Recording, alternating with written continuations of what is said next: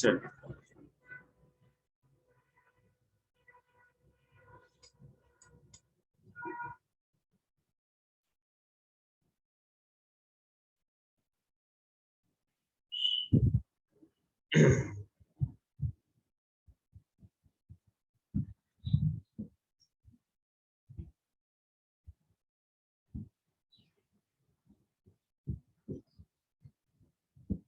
देखिए, महलों, मंदिरों तथा बाजारों का अंकन, ये सब तो हमने बता ही दिया था आपको कि विजयनगर में कहाँ मंदिर थे, कहाँ रॉयल सेंटर्स थे, रॉयल पैलेसेस थे, और कहाँ बाजार लगते थे। इन सबों को दिखाया गया उस सर्वे में।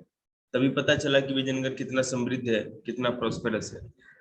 इस विशद प्रक्रिया के सिर्फ एक हिस्से को बारीकी से देखते हैं। यह है मानचित्र निर्माण। इसका पहला चरण था संपूर्ण क्षेत्र को 25 वर्गाकार भागों में बांटा गया है और प्रत्येक वर्ग को वर्णमाला के एक अक्षर से इंगित कर दिया गया है। पूरा का पूरा जो इलाका है उसको 25 स्क्वायर एरिया में बांट दिया गया, बॉक्सेस में, और हर बॉक्स को ए बी सी डी इस तरह करके अल्फाबेट्स की तरह नंबर दे दिया गया है, और फिर उसका सर्वेक्षण किया गया। फिर इन छोटे स्क्वायर्स को दोबारा और भी छोटे स्क्वायर्स में बांटा गया है। जैसे मान लीजिए कि एक ये बड़ा स्क्वायर है, इसको 25 छोटे छोटे स्क्वायर में बांटा गया। फिर ये जो एक छोटा स्क्वायर है ना, फिर इसको और छोटे स्क्वायर में बांटा गया, ताकि जगह को अच्छी तरह से, जैसे आपको, आप तो इसे ज्योग्राफी नहीं पढ़ते, हम लोग को भी अभी, तुम लोग को प्रैक्टिकल वर्क कराया स्कूल में? कुछ नहीं, ग्रेजुएशन में कराया। तो उसे प्रैक्टिकल क्या होता है ना, जैसे एक पूरा कंझावला है ना, तो पूरे कंझावले का मैप बनाना। तो मैप बनाना मतलब ये थोड़ी कि मोबाइल से निकाला और रगड़ दिया, ऐसा नहीं। उसके लिए बेटा प्लेन टेबल सर्वे होता है। एक टेबल होती है आपकी, हम लोग जिस कॉलेज में पढ़ते थे वो 1942 में स्टेबलाइज हुआ था, आजादी से पहले का कॉलेज था। तो ट्राइपॉड तो समझते ही हैं आप, हम लोग पहली बार ट्राइपॉड का नाम वहीं अपने कॉलेज में सुना था। अब तो ट्राइपॉड हर आदमी जानता है, यहाँ पे वीडियो भी बनती है। और उसपे एक एडिलेड नाम का एक शहर है ऑस्ट्रेलिया में, एडिलेड, ठीक है। और एक वो इंस्ट्रूमेंट जो होती है उसको एलिडेड कहा जाता है।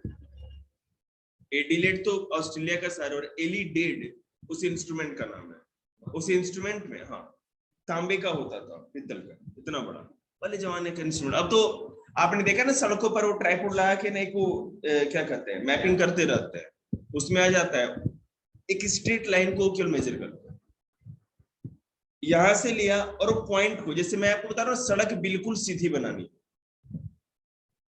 अंदाज से नहीं बना सकते आप, बात समझ रहे ना। जैसे यहाँ पर ट्राइपॉड अपने सेट किया 90 डिग्री के एंगल पे जो भी है, अब यहाँ से लास्ट पॉइंट अपना क्या कहते हैं मेजर कर लोगे, तो वो पॉइंट एकदम बिल्कुल स्ट्रेट लाइन है, उसके बाद वो पॉइंट मुड़ रहा है, मतलब कि उसके बाद स्ट्रेट लाइन नहीं जाएगी। तो वहां पर मेजर कर लिया किसी को, फिर वहां पर जाने के बाद फिर ट्राइपॉड वहीं पे सेट करके फिर आगे, इस तरह करते करते मैप बनाया जाता है। और उसके बीच में है ना जो हॉर्स नहीं होता, हॉर्स की जो गर्दन की जो बाल होती है बड़े से, बहुत मजबूत होती है, उस बाल को लगाया जाता है, हॉर्स के बाल। तो हम लोग के कॉलेज में क्या हुआ, अब हॉर्स का बाल कहाँ से आया, तो एक ने ना टट्टू का बाल तो इस तरह से सर्वे होती है। तो उस जमाने में है ना, इसलिए ये स्क्वायर वाले किए जाते हैं। अभी मैं आपको और बताता हूँ, हम लोग को एक मैप कार्टोग्राफी में बनाना पड़ता था ग्रेजुएशन में। तो जैसे कि इंडिया का ये हिस्सा है ना, मान लो कि इस तरह है, इस तरह से करके इस बॉक्स के अंदर पूरा इंडिया को, एक मैप है आपका, उसको एक क्या कहते हैं स्क्वायर पेपर पे ले लीजिए, उसको ग्रिड में अंदर ले लीजिए। अब अगर ग्रिड के अंदर आपने इस मैप को बनाया है तो चैलेंज क्या है ना, जैसे मान लीजिए इतने छोटे मैप को आपको उतने बड़े चार्ट पेपर पे बनाना है, तब कुछ नहीं करना। ये स्क्वायर 1 बाई 1 सेंटीमीटर का है तो उसको 10 बाई 10 सेंटीमीटर का एक बॉक्स बना दो, और उसको फ्री हैंड से उतना बड़ा, उसके अंदर मान लो अगर ये इतना छोटा टुकड़ा आ रहा है, जैसे मान लीजिए इस बॉक्स में इंडिया का ना इस तरह इतना ही छोटा हिस्सा आ रहा है, ठीक है। तो अब ये 10 बाई 10 का जो बॉक्स होगा ना, तो उसमें इस तरह का, इसी तरह से बड़ा बनता था। अब तो क्या है, सीधे जीरोक्स की मशीन दुकान पे जाओ, दबा दो, सीधे बड़ा साइज हो जाएगा, वो बात है। चलिए और इनमें हजारों संरचनाओं के अंश छोटे देवस्थलों और आवासों से लेकर विशाल मंदिरों तक को पुनः उजागर किया गया।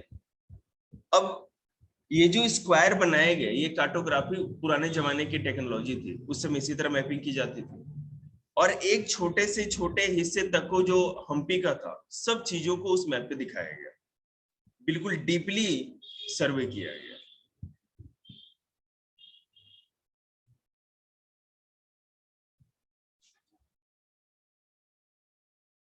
John M Fritz, John Mitchell और एम एस नागराज राव, जिन्होंने इस स्थानों पर वर्षों तक काम किया, ने लिखा, वो याद रखना महत्वपूर्ण है, विजयनगर के स्मारकों के अपने अध्ययन से हमें नष्ट हो चुकी लकड़ी की वस्तुएं, स्तंभ, ठीक है, ब्रैकेट, धरन, भित्ति, छत, लटकते हुए छज्जों के अंदरूनी भाग और मीनारों की एक पूरी श्रेणी की कल्पना करनी पड़ती, जो प्लास्टर से सजाए और संभवतः चटकीले रंगों से चित्रित। अब तो वो खत्म हो चुका है। वुडन क्राफ्ट जितना भी किया गया था, लकड़ी की जितनी भी कलाकारी की गई थी, वो तो सब सड़ गल कर खत्म हो गया, ठीक है।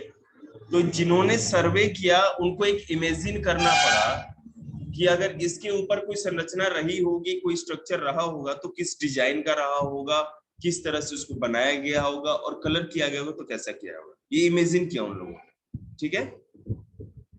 हालांकि लकड़ी की जो भी स्ट्रक्चर्स थे अब नहीं, और केवल पत्थर की स्ट्रक्चर से अस्तित्व में है। यात्रियों द्वारा पीछे छोड़े गए विवरण उस समय के स्पंदन से पूर्ण जीवन के कुछ आयामों को पुनर्निर्मित करने में सहायक होता है। मतलब कि अब जैसे मैं आपको बताऊं, विजयनगर का तो बात करेंगे, अभी जैसे इसमें हम जोड़ सकते हैं कि जो मौर्य एम्पायर पूरा था, मौर्य साम्राज्य, तो मौर्य साम्राज्य में क्या था, वहां पर जो भी महल थे लकड़ी के बने होते थे, जितने भी बड़े बड़े थे स्थल, जो भी स्ट्रक्चर थे, तो वो तो कोई बचे नहीं। इसलिए आज की डेट में अकबर के किले दिखते हैं, लेकिन उसका तो दिखता नहीं।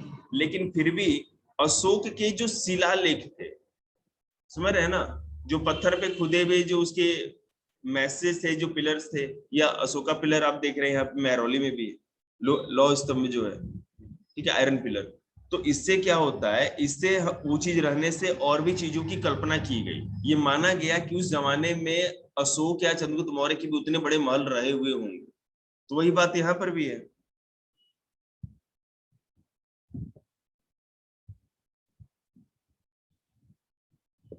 अब फालतू चीज है केवल, फिर भी देखते हैं।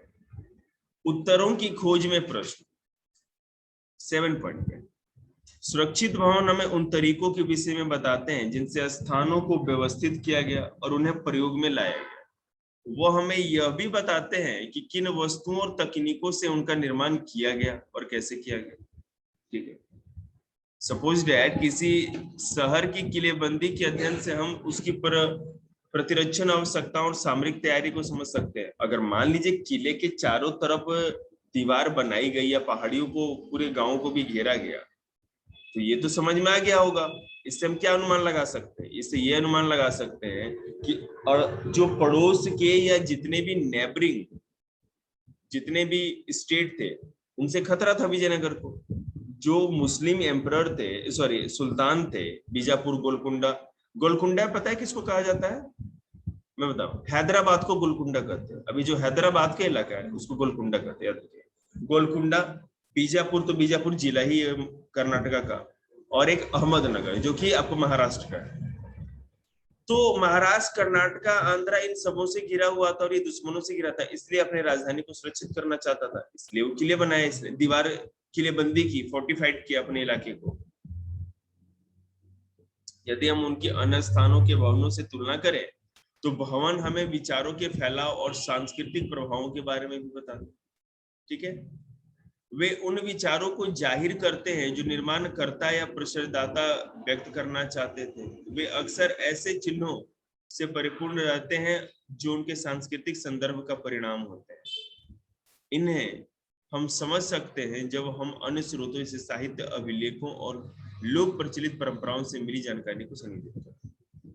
अब मंदिरों के ऊपर जिस तरह की नक्काशी की गई, जिस तरह की छोटी छोटी मूर्तियों को उकेर करके पूरे मंदिर को सजाया गया था, भवनों के ऊपर जो भी कलाकारी की गई थी, तो अगर मान लो हमें वो समझना है कि जो आर्टिस्ट ने आखिर उन मंदिरों की दीवारों पे या महलों की दीवारों पे उस तरह की क्यों चित्रकारी या क्यों नक्काशी की।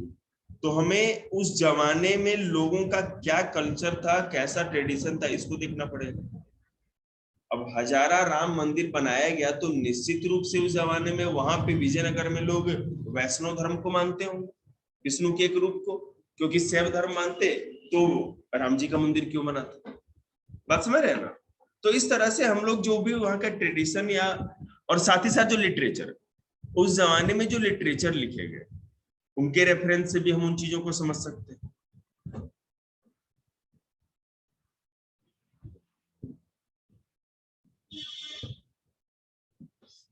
अब केवल एक कृष्णदेव चचा बचे हुए हैं, इनके बारे में थोड़ा देख ले हम लोग।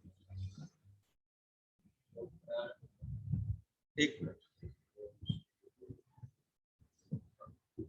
आपको 7.31 पे एक पिक्चर मूर्ति दिख रही होगी कृष्णदेव राय। यह कृष्णदेव राय की मूर्ति है ना, होना ठीक है।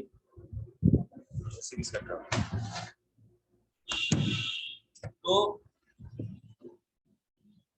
यहाँ पे आपको दिख रहा है कि तमिलनाडु के चिदम्बरम मंदिर में है, तमिलनाडु के चिदम्बरम मंदिर के गोपुरम में कृष्णदेव राय की सुंदर प्रतिमा को देखिए आप। स्वाभाविक है कि शासक इसी रूप में अपने आप को प्रस्तुत करना चाहता है, ठीक है। और पेश राजा का वर्णन कुछ इस प्रकार करता है, मंझला कद, गोरा रंग और अच्छी काठी, कुछ मोटा, राजा के चेहरे पर चेचक के दाग। ये बढ़ाई कर रहा है या इसका पूरा एकदम लिपापोती कर दिया। चल ठीक है, मतलब राजा की मूर्तियां भी मंदिरों में होती थी, बात समझ रहे ना, ताकि प्रजा जोड़ को अपने साथ जोड़ के दिखा सके और प्रजा को भी लगे राजा की शक्ति का एहसास। यही था चैप्टर, पूरा आप लोगों को समझ में आ ही गया होगा।